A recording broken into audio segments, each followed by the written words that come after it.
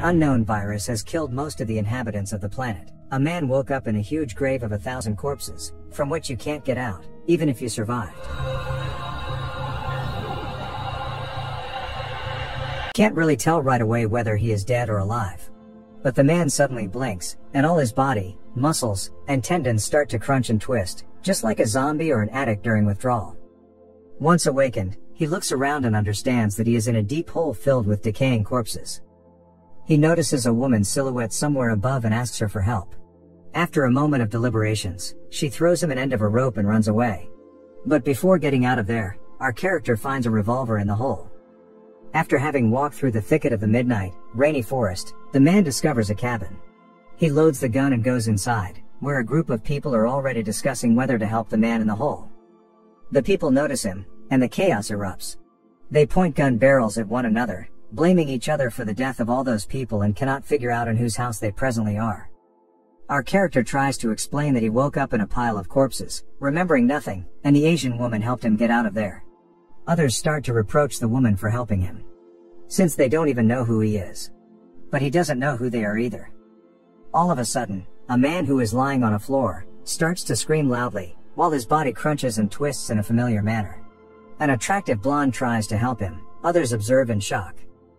Our character asks what the hell is going on here and what is wrong with that guy. But the guy answers that he remembers nothing. The blonde adds that not a single one of them remembers anything. They explain further that there are no computers, no smartphones, so they cannot contact the outside world. However, they do have something like plastic badges. They could at least find out their names. The blonde says her name is Sharon. One man calls himself Michael, and the second one, the one with a rifle, is named Lucas. The one that has woken up is Nathan. But neither the Asian woman nor our character has the documents. Moreover, the woman is just silent and constantly draws some hieroglyphs. Our character tries to understand what she is writing and why she saved him. But the others explain to him that the woman is mute. She hears everything, but she cannot say anything. Besides, she doesn't understand English, but she clearly knows more than anyone because she awoke before everyone else. The group decides to search the house and tries to figure out everything. Our character is with Nathan. They look around a storeroom and notice a calendar with marks on a fridge, where a date, the 18th of April, is circled in red. According to the calendar, it is the 16th today, meaning something will happen the day after tomorrow. At this moment, Lucas and the Asian lady try to investigate the similar hematomas from the needles that they both have on their veins. In the meantime, Michael finds a cupboard with a whole arsenal of weapons and ammunition. The characters decide to arm themselves and be ready for anything, just in case. Sharon takes our character to the showers, where she suggests he freshens up. After remaining on his own, the character gets odd flashbacks for the first time. While having a shower, he tries to remember who he is, what his name is, and what is supposed to happen on the 18th, but to no avail. Suddenly, someone shouts out that the Asian lady has escaped to the forest. Michael and Nathan are left to guard the house. The guys study the library, and suddenly Nathan realizes that he knows Latin and understands various medical definitions. And Michael finds out that his hands and body remember a lot. For example, how to load a weapon quickly. The rest of the group move through the forest, and our character remembers how he carried some corpse with a scorpion tattoo. They suddenly come across a man's body, tied to a tree with a barbed rope. They look around and understand that it is not the only corpse here. The group then hear a woman scream and walk in its direction. They come across a small cabin and enter inside, where they see the Asian lady, feeding a woman who is tied up like an animal. She gets angry and tries to attack our character, shouting that he has used her daughter. The character is forced to knock her out with a rifle butt. They also notice a CCTV camera, which means there must be a control point. The next morning, the group intend to go to the forest again. Michael and the Asian lady remain on guard. Suddenly, a man's heartbreaking scream emerges from the forest. He finds the man at a glade, tied up with a barbed rope. Michael tries to help him, but the man suddenly chokes him with the rope and sticks a sharp wooden stick into his neck. In the meanwhile, the rest of the group bump into a big pile of branches, among which they find two working cars. Lucas finds a photo in the car, on which all of them are shown, except for our character. Suddenly, the Asian lady appears and says that Michael urgently needs help. The group run to the site of the incident, trying to give him first aid, but Michael chokes on his own blood and dies. They decide to inspect the terrain and to divide. The main character and Sharon arrive at an abandoned building, and the number 18 is also written on its fence. They search the territory, and Sharon notices a boy running by. They run after him, but he locks himself up in some storage. They see the boy through a gap and try to find out what he knows. The boy shouts for Jonah to leave because they are arriving tomorrow. The character finally finds out his name and is surprised by the child's knowledge. The boy releases a Rottweiler at them. Jonah gets angry and tries to break the lock with a rifle, but he doesn't succeed.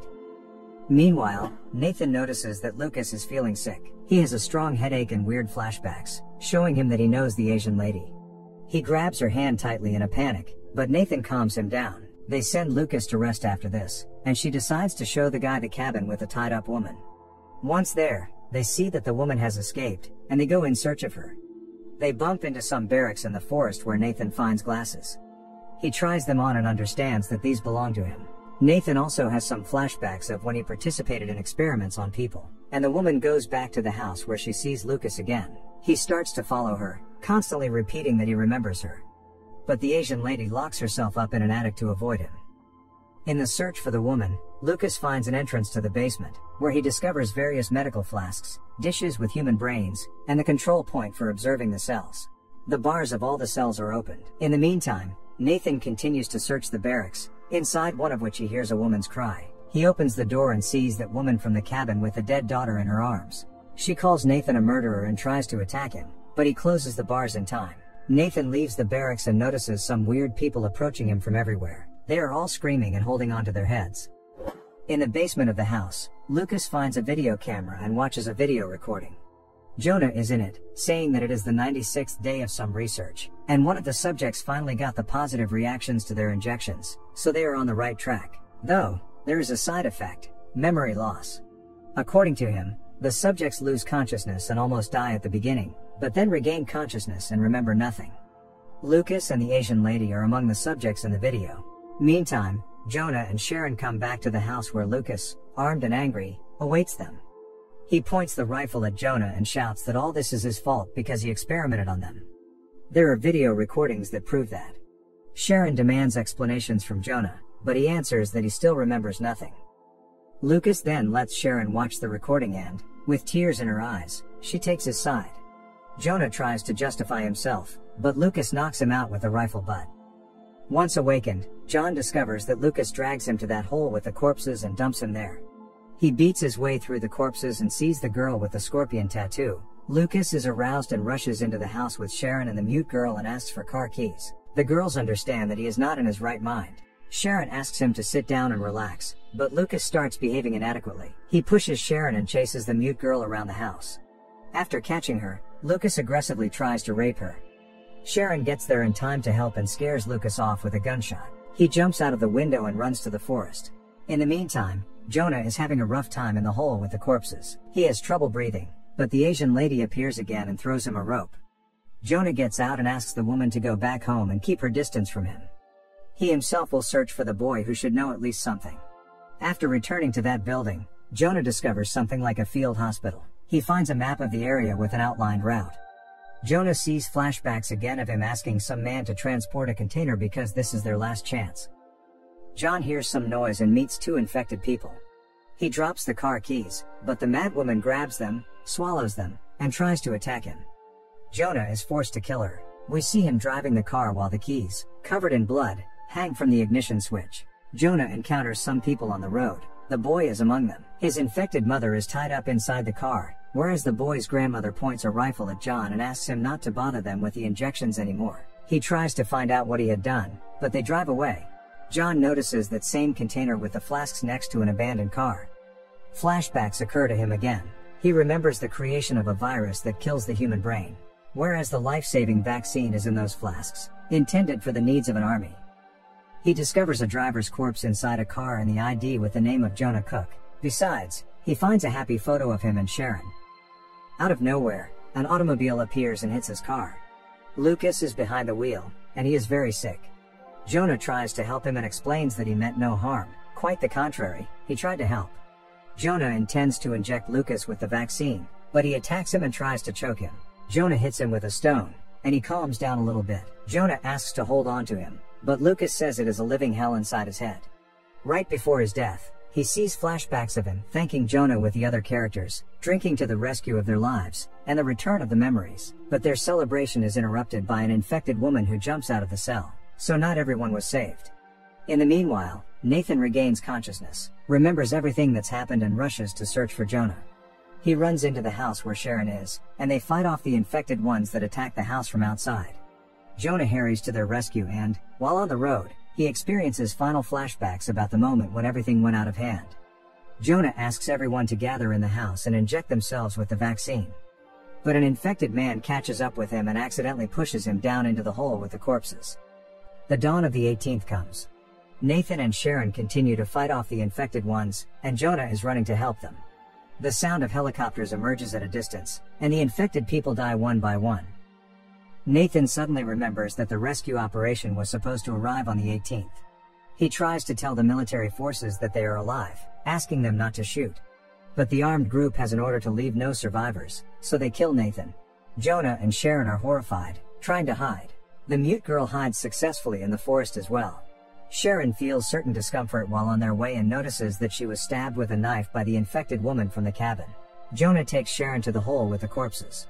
They fall there, trying to hide from the military and inject themselves with the vaccines again. Sharon passes him a note to help him remember everything. The military appears and throws new corpses down the hole without noticing the survivors. Jonah regains consciousness sometime later, remembering nothing again, whereas the note gets lost among the corpses. He frees himself from Sharon's body, finds the gun in the pocket and tries to get out of there. He is saved once again by the nameless Asian lady. We can then hear Sharon's off-screen voice, reading out the note. It explains that they are doctors who are battling a deadly epidemic. The mute girl is a key to a cure since she has a natural immunity to the virus.